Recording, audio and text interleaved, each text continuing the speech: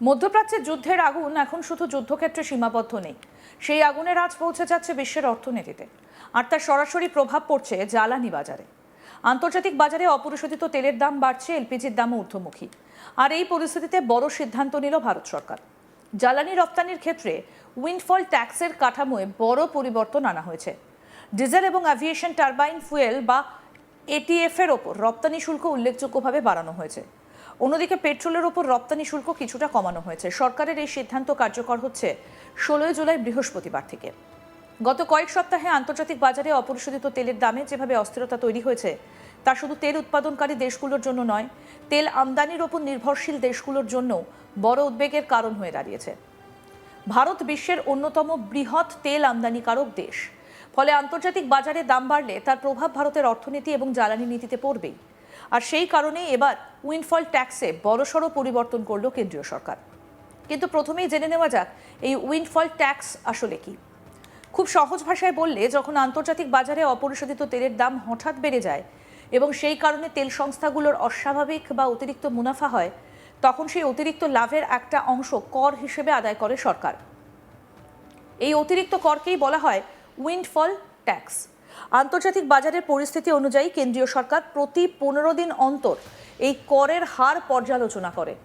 দাম বাড়লে কর বাড়ানো হয়, আবার দাম কমলে করও কমানো হয়।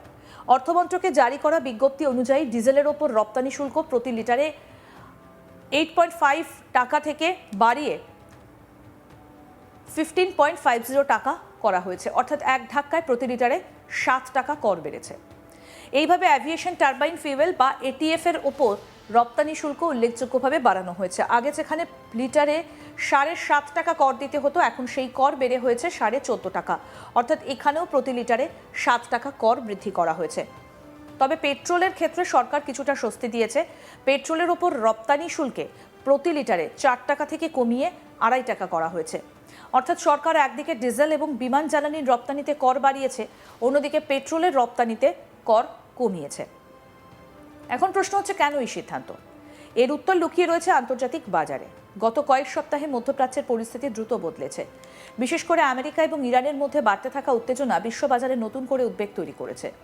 ইরানের ওপর মার্কিন হামলার পর থেকে তেল সরবরাহ নিয়ে আশঙ্কা তৈরি হয়েছে, কারণ বিশ্বের অন্যতম গুরুত্বপূর্ণ তেল পরিবহন পথ হরমুজ প্রণালীকে কেন্দ্র করে নতুন করে অনিশ্চয়তা তৈরি হয়েছে। বিশ্বের মোট সমুদ্রপথে পরিবাহিত অপরিশোধিত তেলের বড় একটা অংশ এই হরমুজ প্রণালী দিয়েই বিভিন্ন দেশে পৌঁছে যায়। ফলে সেখানে সামান্য উত্তেজনাও আন্তর্জাতিক বাজারে তেলের দাম বাড়িয়ে দেয়।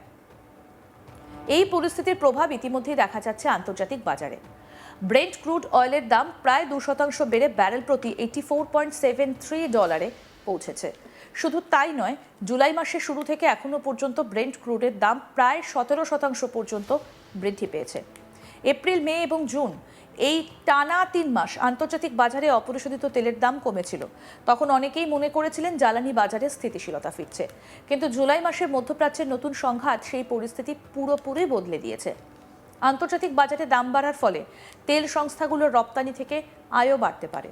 সেই অতিরিক্ত মুনাফার একটা অংশ সরকারের রাজস্বে আনতেই এই উইন্ডফল ট্যাক্সের নতুন হার কার্যকর করা হয়েছে বলে মনে করছেন অর্থনৈতিক বিশেষজ্ঞরা। এখন প্রশ্ন উঠছে, সাধারণ মানুষের ওপর এর প্রভাব কি হতে পারে? এই মুহূর্তে সরকার সরাসরি পেট্রোল বা ডিজেলের খুচরো দামে কোনো পরিবর্তনের ঘোষণা করেনি। অর্থাৎ আপাতত সাধারণ গ্রাহকদের পাম্পে গিয়ে জ্বালানি কিনতে অতিরিক্ত টাকা দিতে হবে, এমন কোনো ঘোষণা নেই। তবে আন্তর্জাতিক বাজারে অপরিশোধিত তেলের দাম যদি দীর্ঘদিন ধরে বাড়তে থাকে, তাহলে ভবিষ্যতে তার প্রভাব দেশের জ্বালানির দামেও পড়তে পারে বলে মনে করছেন বিশেষজ্ঞরা। কারণ ভারত নিজের প্রয়োজনের অধিকাংশ অপরিশোধিত তেল বিদেশ থেকে আমদানি করে। ফলে আন্তর্জাতিক বাজারে মূল্যবৃদ্ধি দীর্ঘস্থায়ী হলে তার প্রভাব এড়ানো কঠিন। এর মধ্যে সরকার আরও একটা গুরুত্বপূর্ণ পদক্ষেপ নিয়েছিল।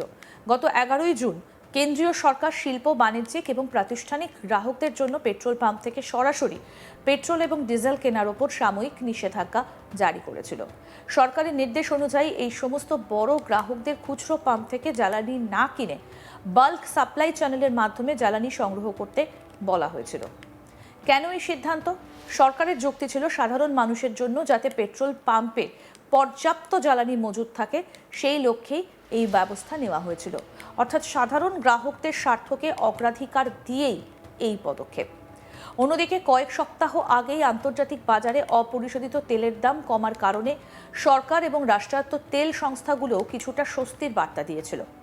গত 1 জুলাই রাষ্ট্রায়ত্ত তেল বিপণন সংস্থাগুলো অ্যাভিয়েশন টারবাইন ফুয়েলের দাম প্রতি লিটারে প্রায় 5 টাকা কমিয়েছিল। এতে বিমান পরিষেবা সংস্থাগুলো কিছুটা স্বস্তি পেয়েছিল, কিন্তু সেই স্বস্তি খুব বেশি দিন স্থায়ী হলো না। জুলাই মাসে আবার আন্তর্জাতিক বাজারে অপরিশোধিত তেলের দাম দ্রুত বাড়তে শুরু করেছে। ফলে সরকারও নতুন করে পরিস্থিতি পর্যালোচনা করে উইন্ডফল ট্যাক্সে পরিবর্তন আনতে বাধ্য হয়েছে।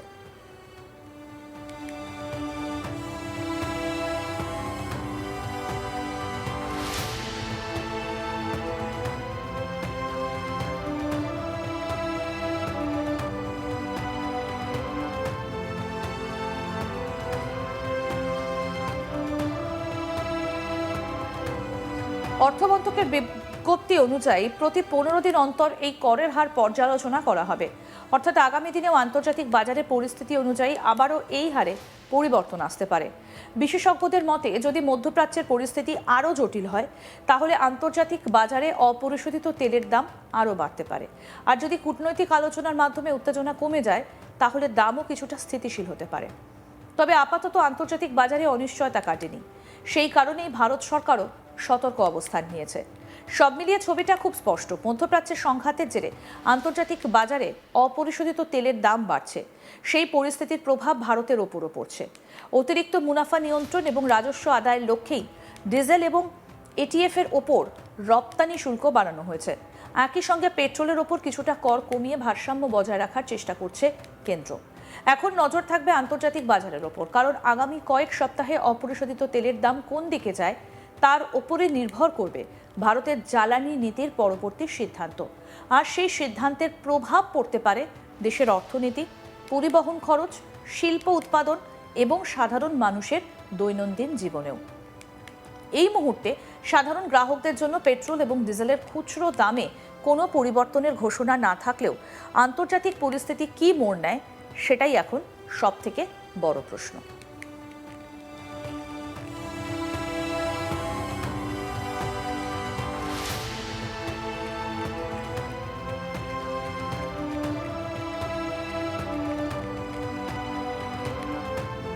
সরকারি নির্দেশ অনুযায়ী এই সমস্ত বড় গ্রাহকদের খুচরো পাম্প থেকে জ্বালানি না কিনে বাল্ক সাপ্লাই চ্যানেলের মাধ্যমে জ্বালানি সংগ্রহ করতে বলা হয়েছিল।